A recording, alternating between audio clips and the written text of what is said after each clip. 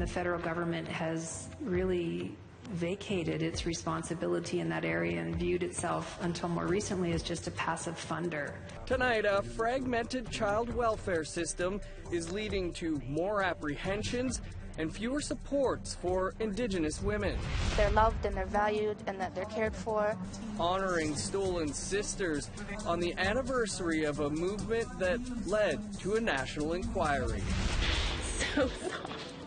And Revolution Moosehide takes viewers on a traditional journey through the lens of a filmmaker.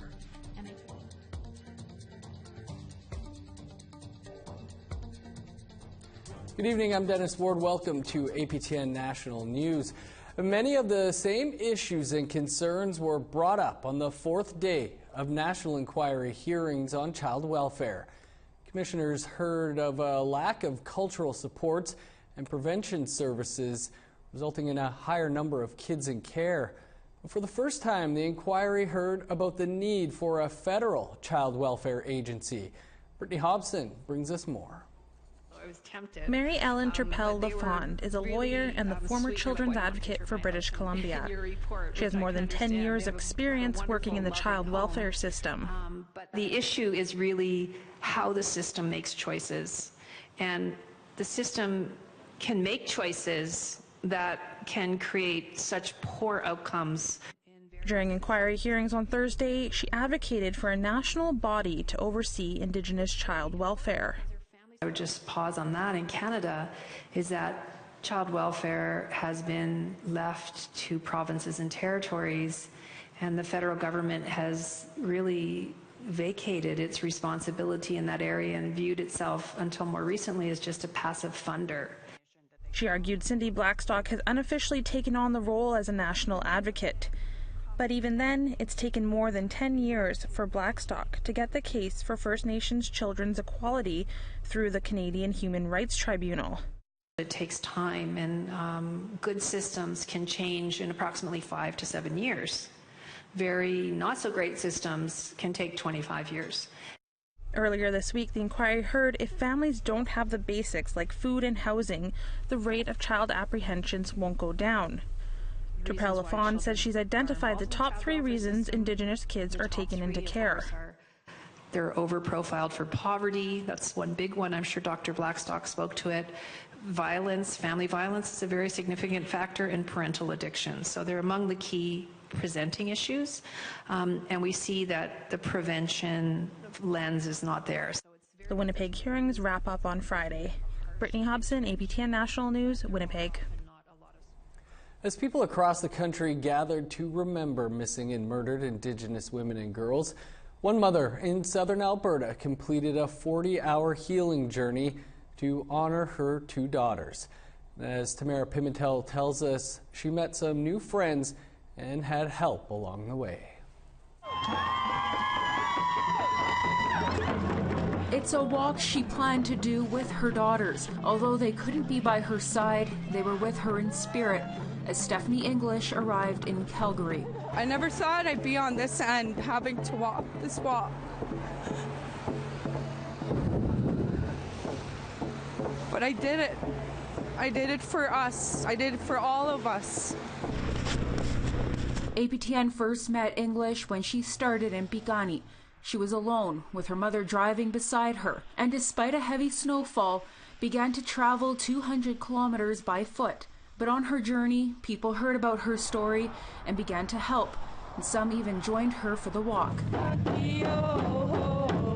Wearing a ribbon skirt with 2 hearts representing her daughters, Joey and Allison, English made it to Calgary and united with hundreds in the downtown core for the Sisters in Spirit Vigil. English lost Allison to suicide in 2015, and a year later, Joey's body was found dismembered in various locations across Calgary. It was their dream to walk from their home reserve to the annual vigil with their mother, and fulfilling that dream became a healing journey for English, a chance to pray and honor the one she lost. Leaving the negative behind, especially through the storm that I walked through. And what I'm going through right now is I feel so light. Now it's just focusing on the next step of the justice part. I've sat too long for 2 years, and this is enough. I take my stand from here for myself, for my children, and for all us First Nations Nitsitibis, to bring the awareness out there. This is something that can't be forgotten. Tamara Pimentel, APTN National News, Calgary. Families of missing and murdered Indigenous women and girls are honoring their loved ones across the country tonight. Today marks the 13th anniversary of the October 4th Sisters in Spirit Vigils.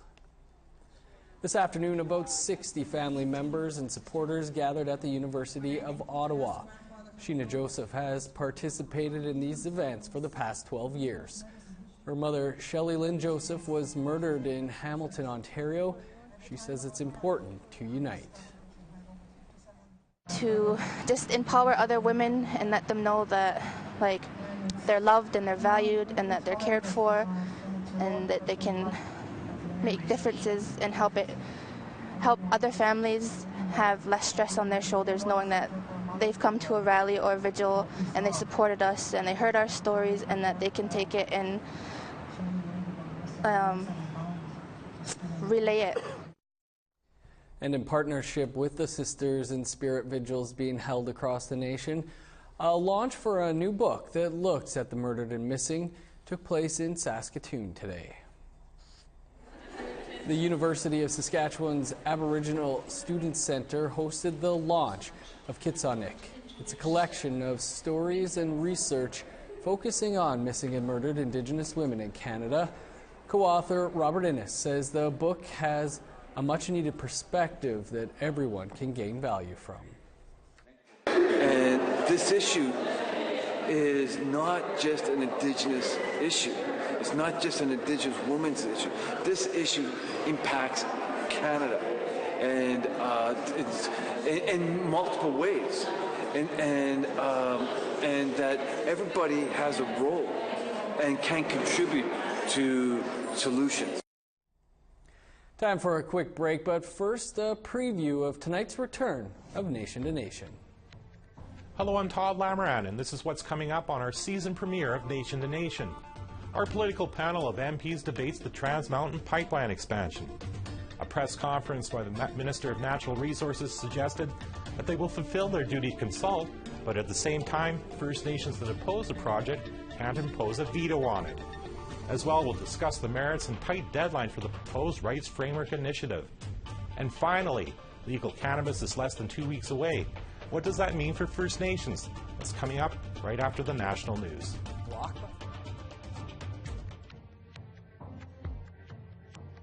Here's a look at Friday's weather forecast starting on the East Coast. 16 and rain for Halifax, 11 under sunny skies in Fredericton, a rain-snow mix and +2 for Nain, 4 above for Happy Valley Goose Bay and Cartwright, 11 under the sun in Montreal, +6 with rain in Val d'Or, 13 and sunny in Toronto, 16 under the sun in London and in Sarnia, a sunny day in Thunder Bay and a high of +8, rain-snow mix for Sioux Lookout with a high of +3. Rain and snow as well for Puckatawagan and a high of +2, +6 in the Paw with rain on the way. A rain-snow mix for Winnipeg and Gimli Harbor and a high of +3, +2 in Brandon with rain and snow on the way. Sunny skies for Saskatoon with a high of +8, 7 and sun in North Battleford. -2 and rain and snow for Uranium City.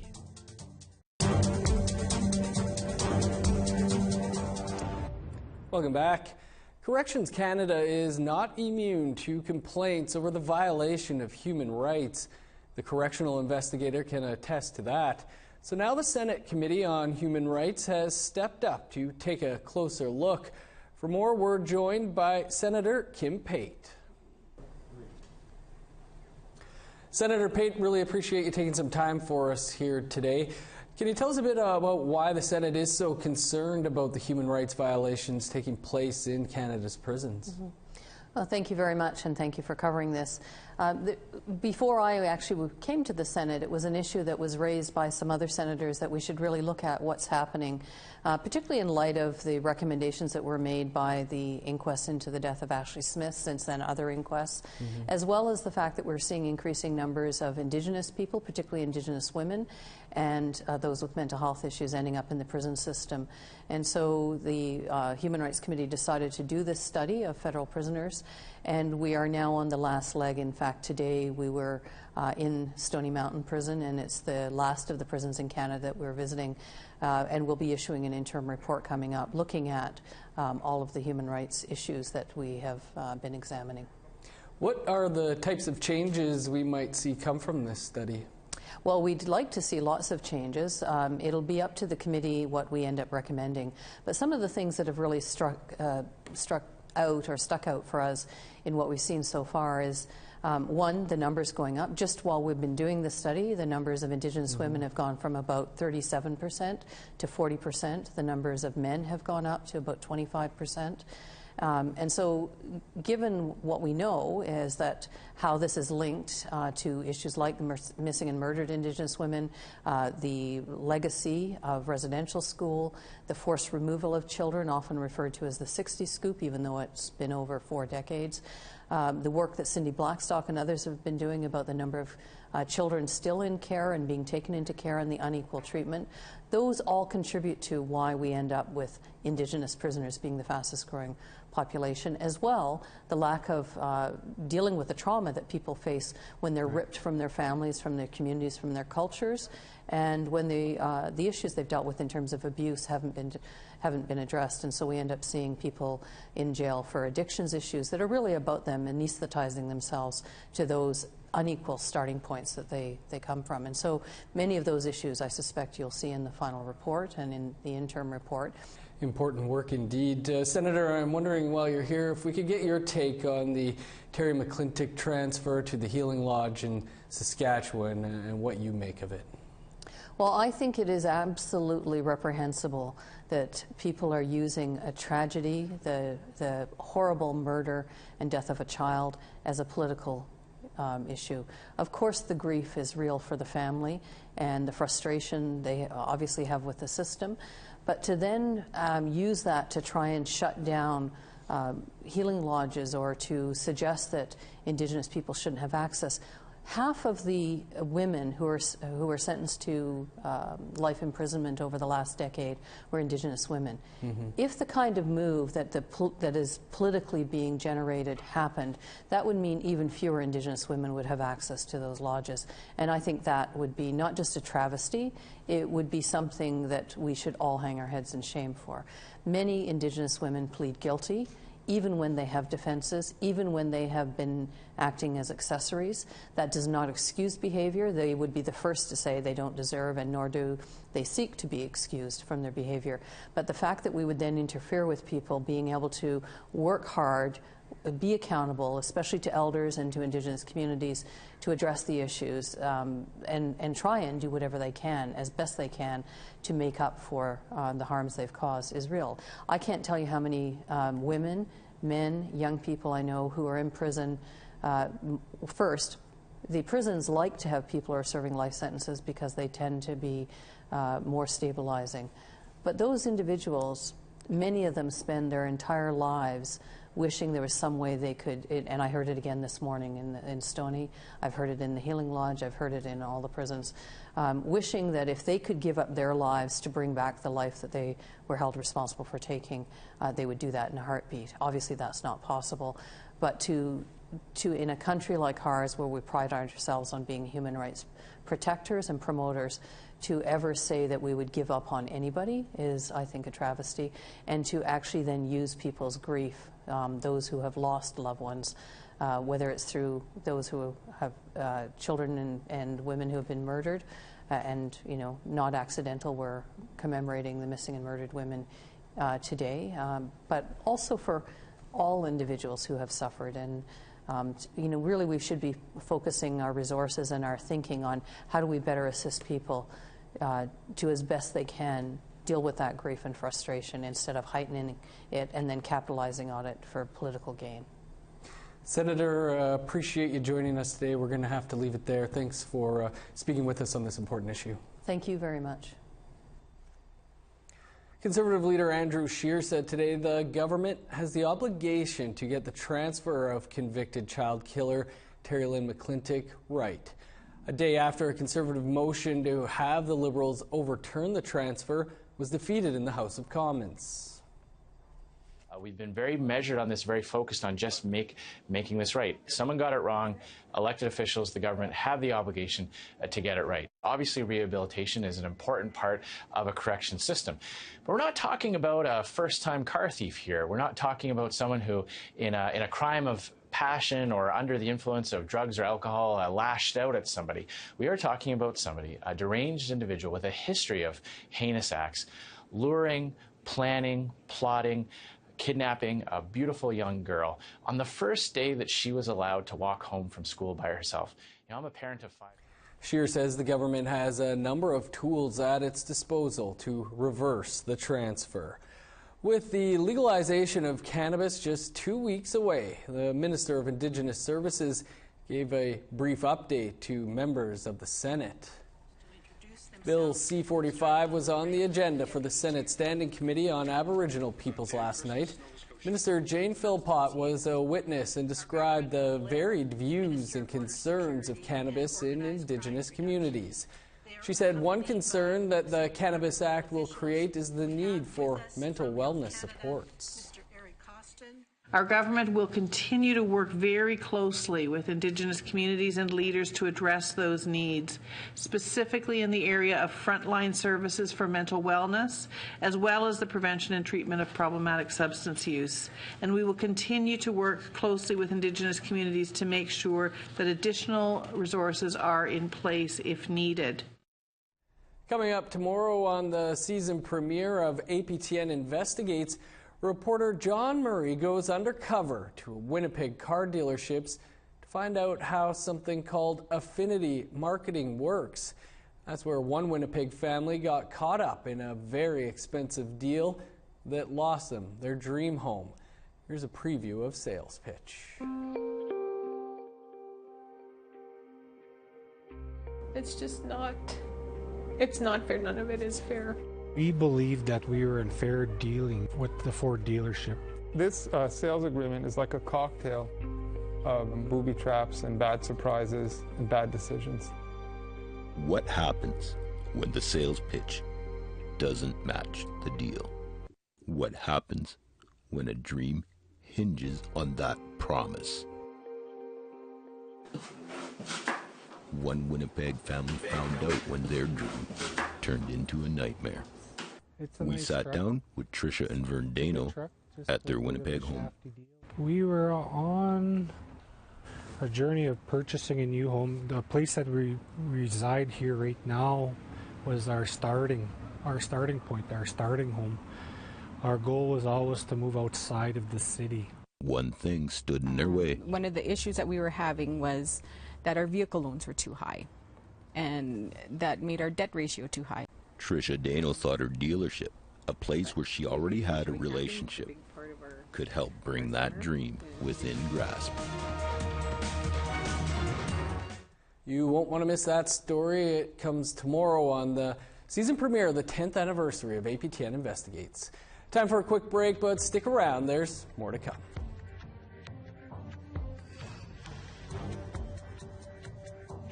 Here's the rest of Friday's weather forecast, picking back up in northern Alberta. 5 and sunny skies for Grand Prairie. Snow and 0 for High Level. Sunny in Red Deer and Calgary, as well as Edmonton. +6 all around.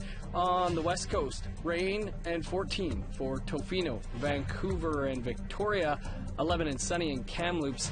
Sunny and +3 for Fort Nelson. 11 under the sun for Smithers in the Yukon. +6 and sunny for Mayo. 7 with the sun out in Dawson and Whitehorse. +3 for Fort Liard and Trout Lake.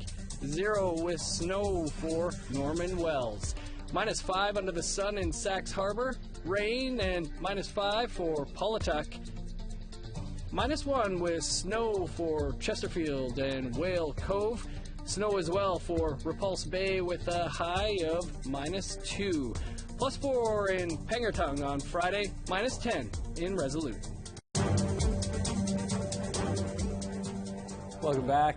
Many living in the north are working to revive their culture, and some people record that work for future generations. That's exactly what takes place in a new northern documentary. Our reporter Charlotte Mort-Jacobs attended the film screening in Yellowknife. I'm away from Leslie Johnson could have waited to air her doc. It's not quite done, but showing the piece as is to a packed Yellowknife audience was crucial to the process. Revolution Moosehide has been in the making for years. I think, as other people started joining in, I was just like, wow, this is pretty cool. This is all kind of happening. And then as it all started unfolding, I think that it became kind of apparent that there was a much bigger thing that was going on. It follows Mila Nakiko's journey of strengthening culture by learning how to tan moosehide. So soft. Along the way, she is joined by 2 other women who are new to tanning. It's the first time the tanners have viewed the doc, but they have a lot to say about it. It's really nice to see it in retrospect, and trying to teach that to other people today is I should have more patience. But yeah, it was a huge change. The learning journey of moosehide tanning ultimately leads to the creation of a local grassroots organization, Vene Wo, which is well known in the north for supporting Indigenous traditional learning. It just really created a really good foundation for for our relationships, for us to be able to work together and to continue to work together, not only tanning hides, but also putting on camps and helping to teach other people, and also that goes into the other work that we do through Deninawa, our emerging leadership workshops. And I took it off the Johnson says she wanted to showcase just how far these women have come. I feel really privileged that I was able to capture such an amazing journey for these 3 really amazing, badass ladies. Like the shared efforts it takes to tan moosehide, Johnson seeks input from the community on telling this story. I kind of considered this to be an almost finished film that is going to get finished in the next little while, and basically I hope that it has a little bit of a festival run. I knew. Charlotte Mort-Jacobs, APTN National News, Yellowknife. Finally this evening, Iqaluit residents are locking down anything that can move, with winds this evening expected to go as high as 140 kilometers an hour. Just how bad is 140? People are advised to secure their barbecue propane tanks so they don't blow away. Here's a look at Iqaluit this afternoon as the winds start to pick up and people get ready for the big blast. Stay safe, Iqaluit. I'm Dennis Ward. Have a great night.